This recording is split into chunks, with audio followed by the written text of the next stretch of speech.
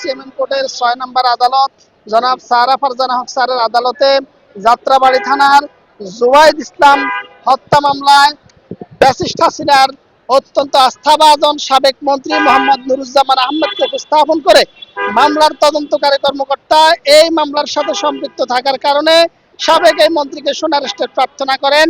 আমরা রাষ্ট্রপক্ষে এই আসামিকে সোনারেস্টের প্রার্থনা করে বলি যে বিজ্ঞ আদালত এই ঘটনা যেদিন সংঘটিত হয়েছে 20 জুলাই 2024 সেদিন কারফিউ জারি করা হয়েছিল। সেই কারফিউ ভঙ্গ করে যখন নিরস্ত্র ছাত্র জনতা কোটা বিরোধী আন্দোলনে বৈষম্য বিরোধী আন্দোলনে রাজপথে নেমে আসে, এই আন্দোলনকারীদেরকে সশস্ত্র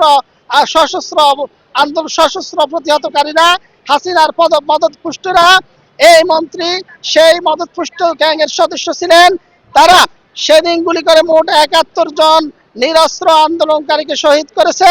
বিজ্ঞ আদালত রাষ্ট্রপক্ষের বক্তব্য শ্রবণান্তে সন্তুষ্ট হয়ে আজকের এই সাবেক সমাজ কল্যাণ মন্ত্রী মোহাম্মদ নুরুজ্জামান আহমেদকে অত্র মামলায় সম্পৃক্ত থাকার কারণে সোনারেস্টের নির্দেশ প্রদান করেন।